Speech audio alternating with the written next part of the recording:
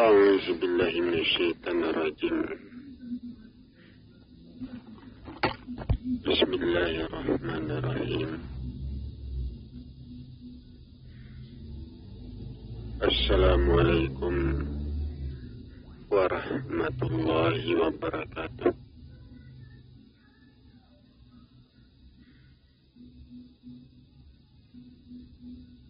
Alhamdulillah. Alhamdulillahi Rabbil Alamin. Wassalatu wassalamu ala asrafil anbiya'i wal mursalin Sayyidina Muhammadin wa ala alihi wa ashabihi rasulillahi ajma'in. Amma ba'du. Faya ibadallah, ittaqullaha haqqa tuqatih wa la tamutunna illa wa antum muslimun.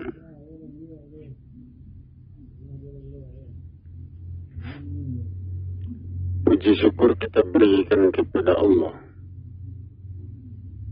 Tuhan yang Maha Besar dan Maha Agung. Salam hormat kita berikan pula kepada Muhammad Rasulullah Sallallahu Alaihi Wasallam, Rasul terakhir dan penutup para nabi. Saudara-saudara kaum muslimin jamaah yang saya hormati, saudara,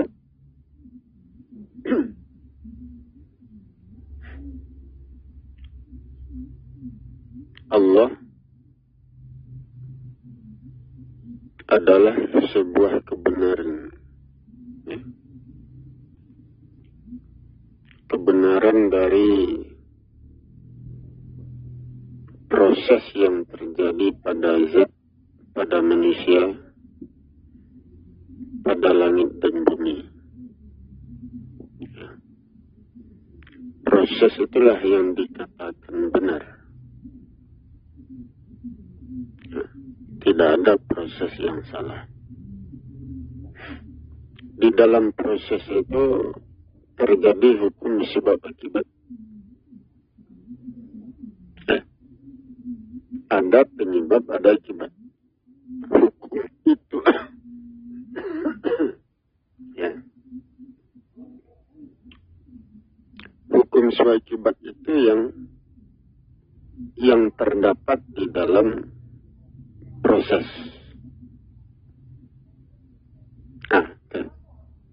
Kenapa proses itu terjadi? Karena di dalam proses itu ada hukum sebab akibat.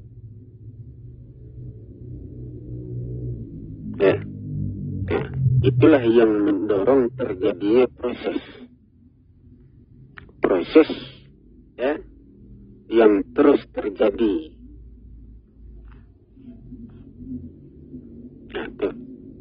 Apakah proses itu bertujuan untuk membangun? Atau proses itu bertujuan untuk menghancurkan?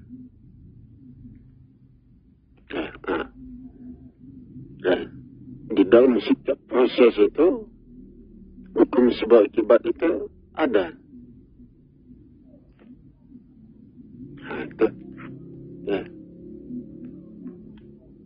Manusia adalah makhluk hidup.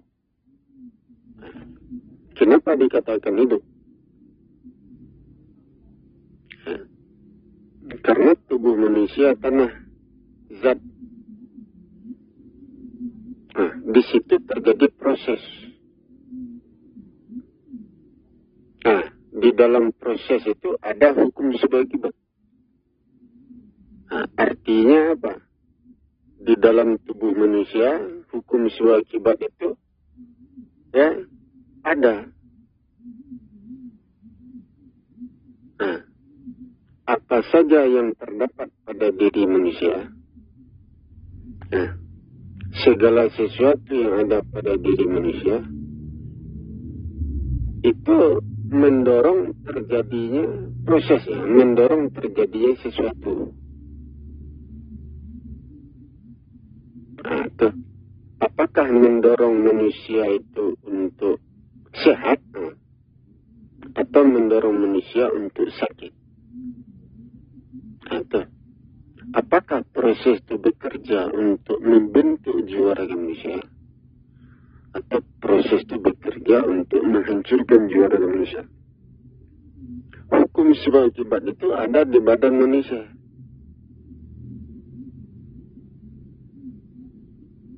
Nah, itu deh. Karena manusia adalah tanah. Manusia adalah zat. Pada tanah, pada zat, itu terdapat proses. Tuh. Ya. Kalau kita berpikir ya. Yang diolah itu kan zat itu. Tanah. Ya. Nah, tanah itu diolah. Ya. Kemudian tanah itu dikembangkan. Nah, dihidupkan. Nah, yang mengolah itu proses itu. Proses itu terjadi karena hubungan antara tanah, hubungan antara zat yang berbeda, hubungan antara butiran-butiran tanah yang berbeda, itu menciptakan reaksi, gejolak. Dan itu membentuk proses, membangun sebuah proses. Nah, proses yang mendorong pertumbuhan tanah. Proses yang bekerja mengembangkan tanah. Itu yang terjadi pada diri manusia.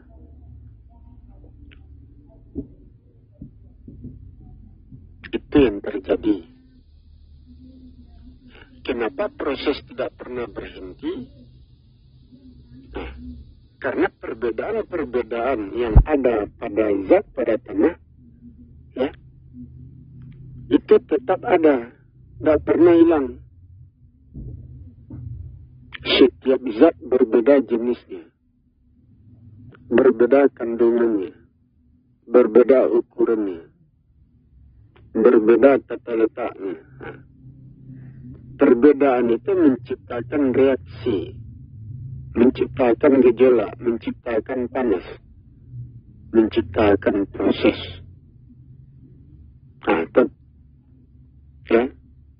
Proses tidak pernah berhenti, reaksi itu tidak pernah berhenti.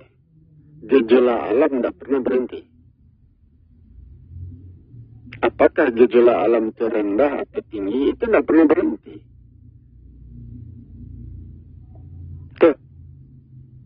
Itu deh.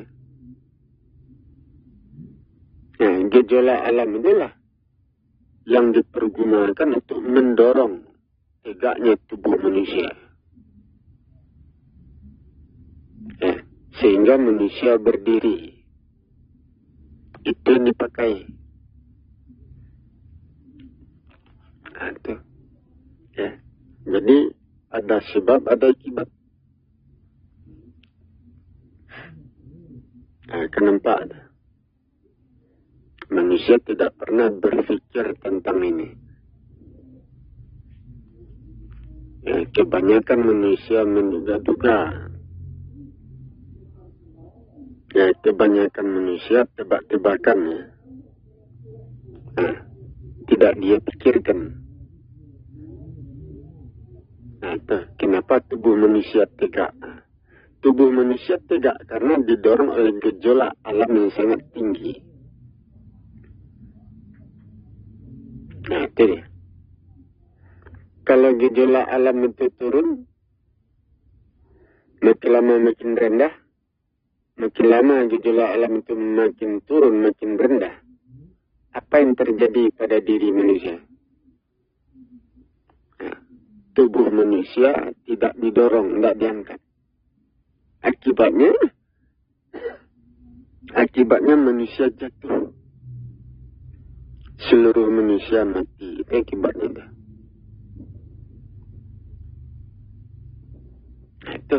Itu yang terjadi pada peristiwa akhirat. Itu terjadi di alam nyata aja.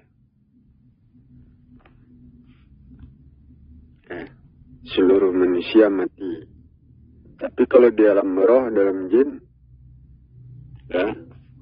itu orang-orang kafir itu lumpuh, melemah, tidak berdaya, tidak punya kemampuan, hilang. Jadi ada hukum-hukumnya. Ada sebab akibat itu ada.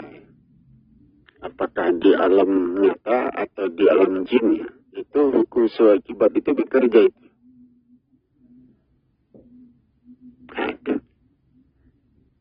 Jadi manusia, bangsa jin, itu menerima akibat-akibat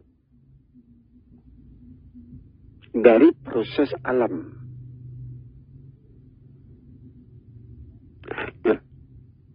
Menerima akibat. Dan itu tidak bisa dihindari. Tidak bisa dielakkan.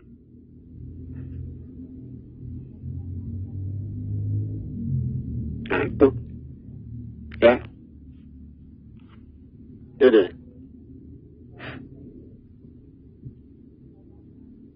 Jadi di dalam proses itu terdapat hukum sebab akibat.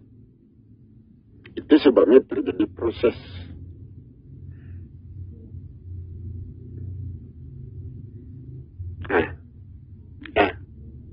Proses itulah yang hidup di badan manusia.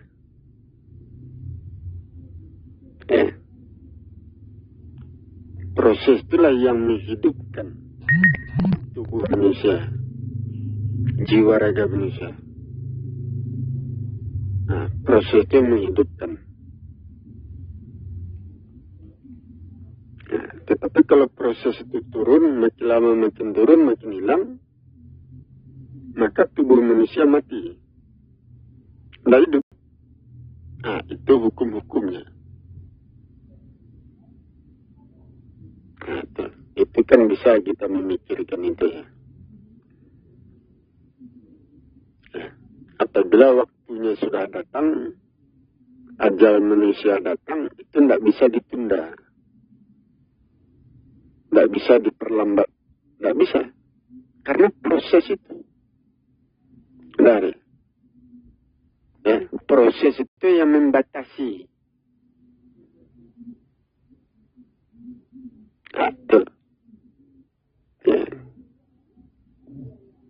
Jadi ada dasar hukum yang mendorong proses itu naik, meningkat. Proses itu tinggi. Ada dasar hukumnya. Kenapa proses itu berkurang, proses itu menurun? Itu ada pula dasar hukumnya. Ada penyebabnya.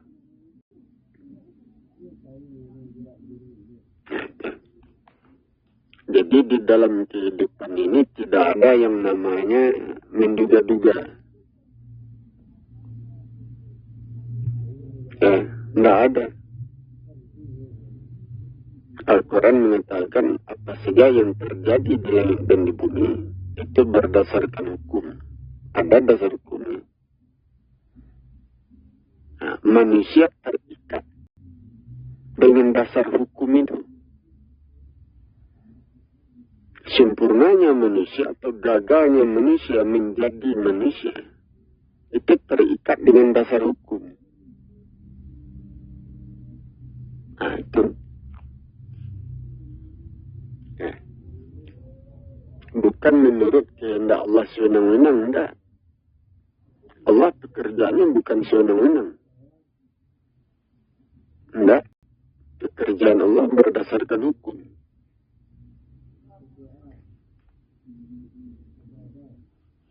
Itu deh. Di dalam ibadah pun, itu proses hukum sebab itu terjadi. Terjadi.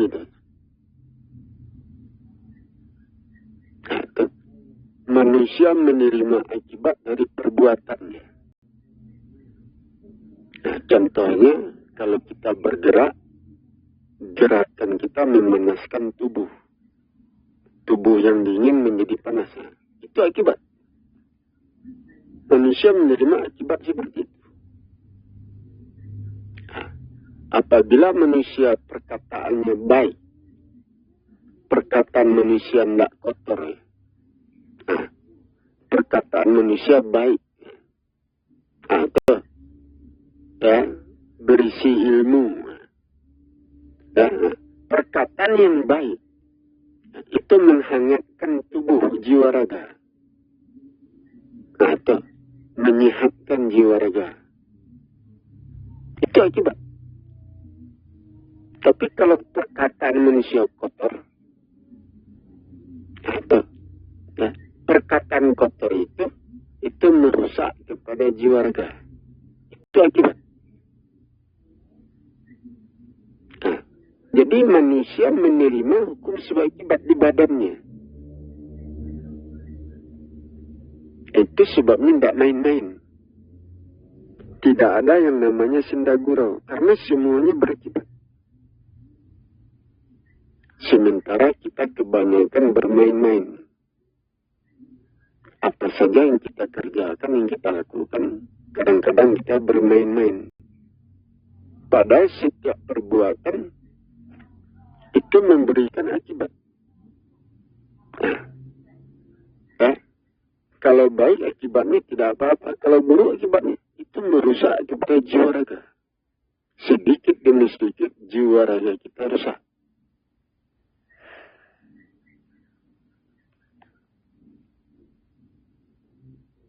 Nah, itu kenapa?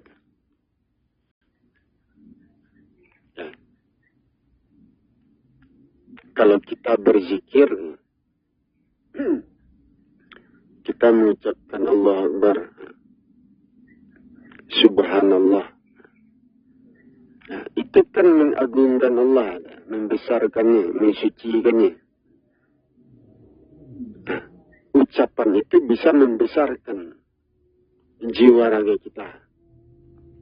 Nah, itu badan kita yang beku itu mencair itu.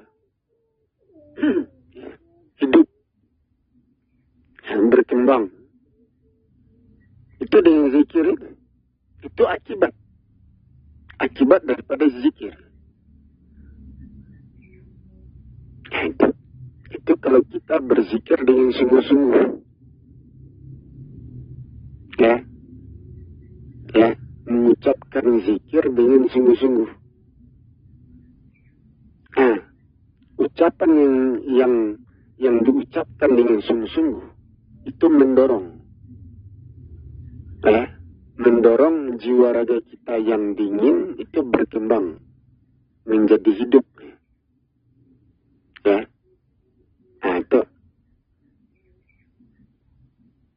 Itu akibat yang diterima dari zikir itu. Begitu pula ibadah-ibadah yang lain. Seperti sholat. Di dalam sholat ada gerakan.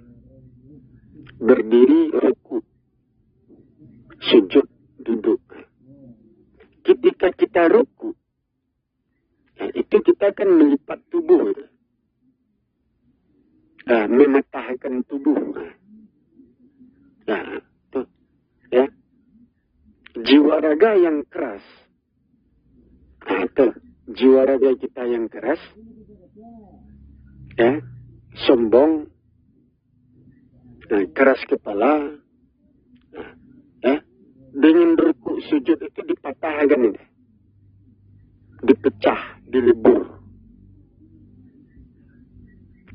Itu akibat daripada gerakan ruku sujud. Jadi, kalau kita sujud, sujud itu sama artinya kita melepaskan yang kasar, membawa diri kita masuk kepada yang halus. Itu Contohnya jiwa raga kita kasar. Untuk melepaskan jiwa raga yang kasar, itu dengan cara melakukan sujud. Jiwa raga yang kasar lepas. Nah, kita berubah menjadi halus. Jiwa raga yang halus. Itu akibat dari sujud itu. Hukum sebab akibat itu yang terjadi di dalam sholat.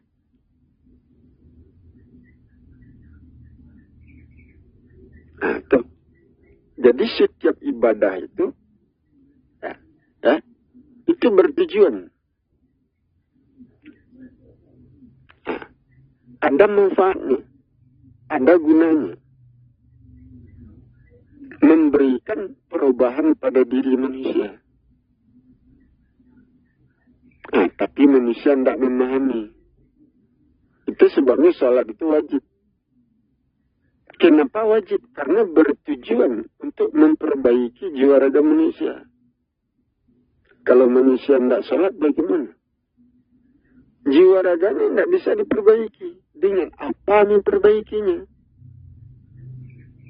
Dengan apa? Tidak bisa.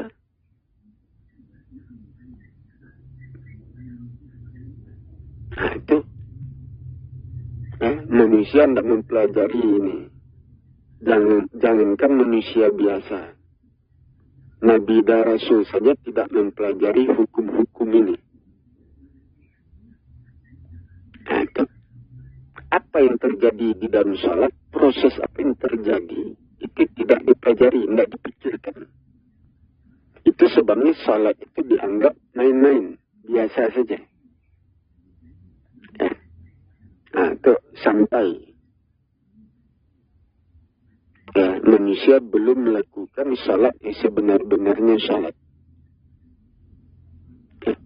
Jadi tujuan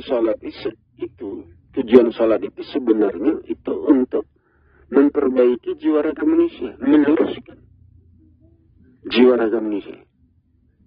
Bukan untuk pahala. Nah, itu pahala itu pancingan saja itu. Ya. Pahala itu pancingan, bukan yang sebenar-benarnya. Nah, kan nampak, itu kaji. Itu pelajaran. Nah, itu. Ya. Nah, di dalam hadis tidak ada ini pelajaran ini. Nah, dalam Al-Quran tidak ditemukan. Nah, kitab-kitab yang dibuat oleh manusia itu tidak ada. Ya, sementara saya sendiri, saya tidak tahu hadis-hadis itu. Tidak hafal. Kitab-kitab buatan manusia saya tidak tahu. Nah, itu. Al-Quran saja saya tidak hafal itu. Nah, itu. Tetapi dari pemikiran saya, ilmu ini keluar.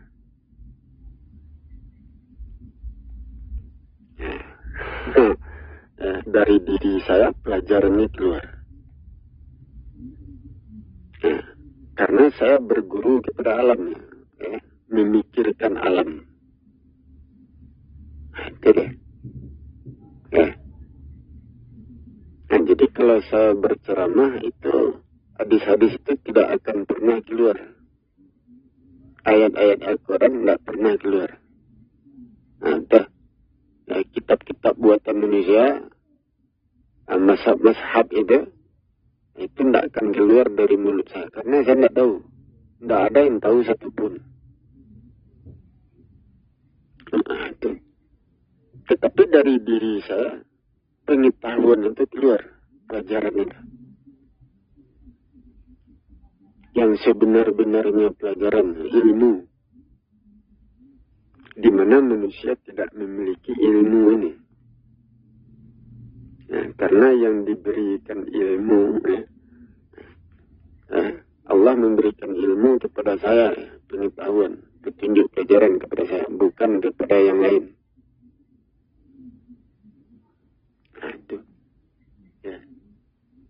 Jadi, jadi sebenarnya saya harus turun untuk menyampaikan pelajaran ini. Tapi bagaimana caranya? Orang nggak mengenal saya.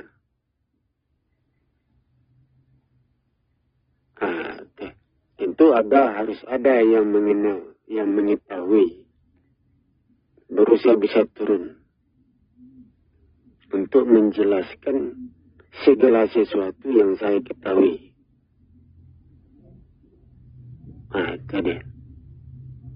Nampak. Jadi semuanya itu ada dasar hukumnya. Setiap ibadah itu di dalam itu terjadi hukum sesuai akibat.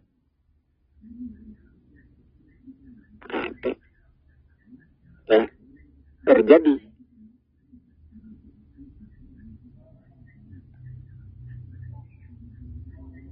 Itu deh. Itulah yang harus kita dudukkan perkaranya. Apakah ibadah yang dikerjakan manusia sudah sesuai, ya, atau belum? Apakah sudah sesuai dengan ketentuan yang ditetapkan oleh Allah atau bagaimana? Itu yang diperbaiki. Itu. Ya. Jadi ibadah itu di tangan saya itu berubah itu. Ya. Kalau saya jelaskan itu berubah.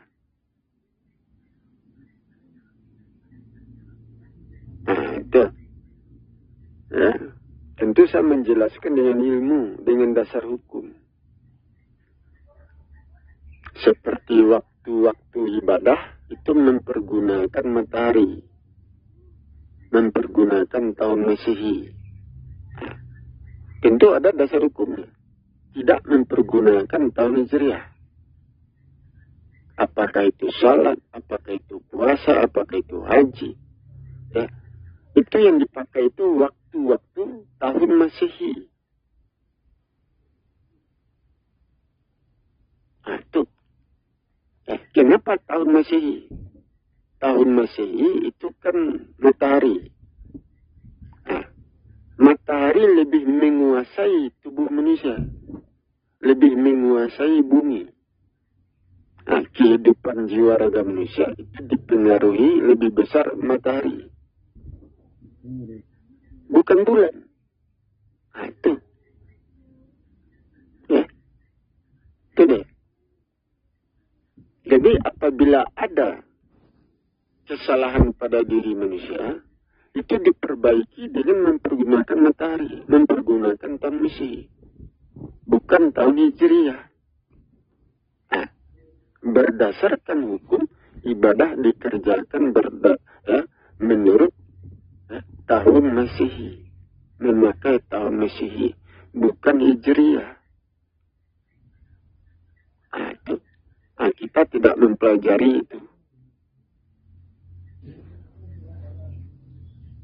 Itu sebabnya di tangan saya berubah semuanya.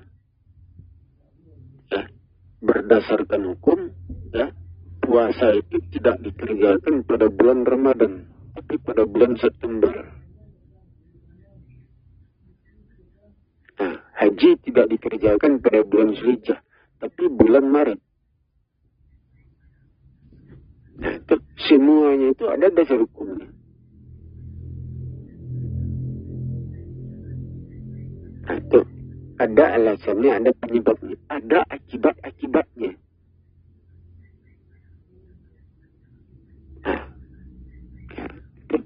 Bulan itu lemah. Bulan tidak menguasai kehidupan manusia. Lemah. Tapi matahari menguasai, lebih menguasai. Itu sebabnya sholat itu berdasarkan matahari. Matahari terbit, matahari tenggelam, macam-macam.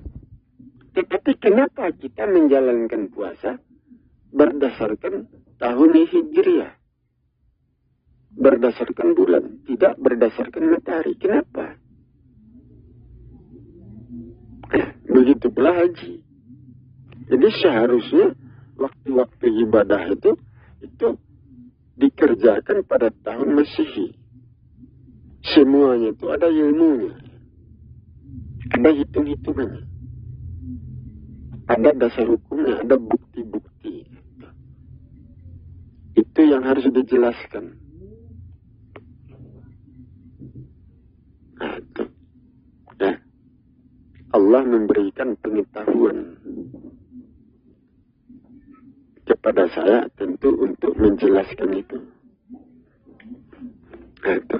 Allah memberikan ilmu pengetahuan kepada saya, tentu ilmu itu harus disampaikan kepada manusia. Nah, itu hukum-hukumnya. Itu ketentuannya. Nah.